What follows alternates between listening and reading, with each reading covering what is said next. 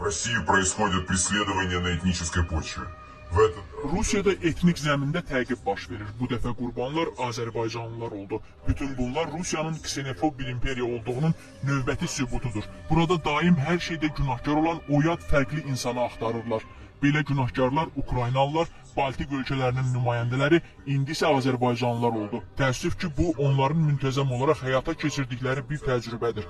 Azərbaycan hökumətinin reaksiyası isə çox düzgündür. Buna çox sərt və yerində cavab verirlər. Rusiyanın mədəniyyət tədbirləri ləğv edilir, araşdırma tələb olunur. Moskvanın başa düşdüyü yeganə dil güc dilidir. Və indi Azərbaycan bu mənada özünü çox ləyaqətlə aparır. Azərbaycanlıların milli ləyaqətini qoruyur.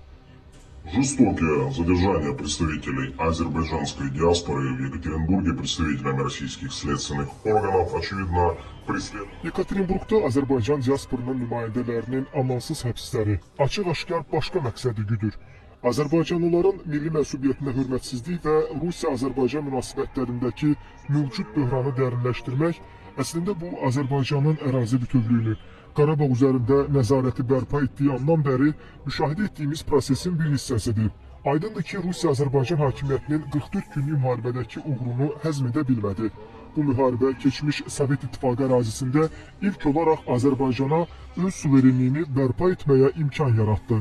İndi günahsız Azərbaycanlılara qarşı kobudluq tamamilə qəsdən, üstəlik Rusiya hakimiyyətinin əmri ilə edilir.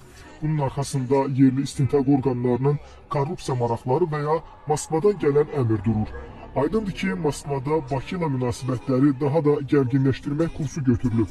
Azərbaycan hakimiyyətinin cavab olaraq atdığı addımlar tamamilə adekvatdır. Bakının uğurları Moskvadakı kabinetlərdə çoxlarını narahat edir və qəzəbləndirir.